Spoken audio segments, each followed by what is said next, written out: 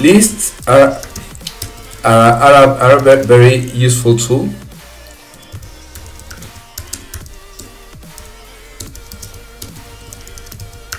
In Python, because it can store elements and you can access it as if we're in a database, and it is the equivalent of an array. In order to create a list is very simple. For example, if you want to create an array of fruits, you just name the variable and you put into brackets and say you have an apple, you have an orange, and you have a banana. After this, you can print whatever is in fruits, and you just run the file, and it will show you what you have there. After that, maybe you want just to show a specific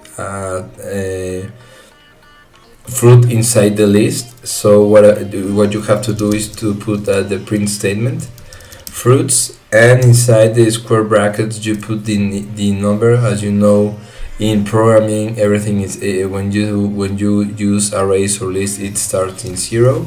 So you save, you run it again, and it will send you back orange. Python have a very useful tool.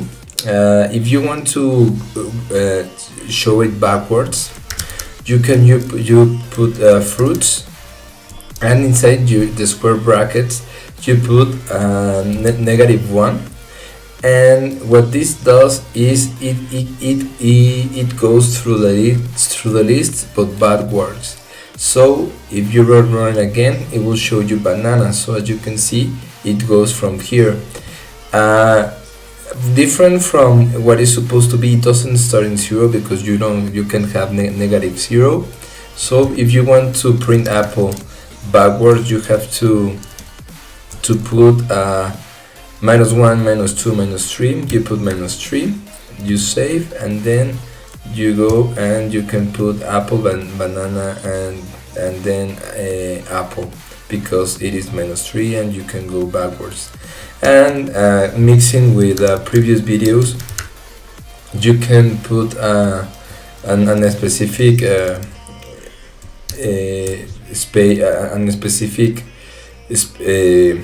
fruit from the list, and use functions in order to display it. So if you display it again, it will capitalize the first letter.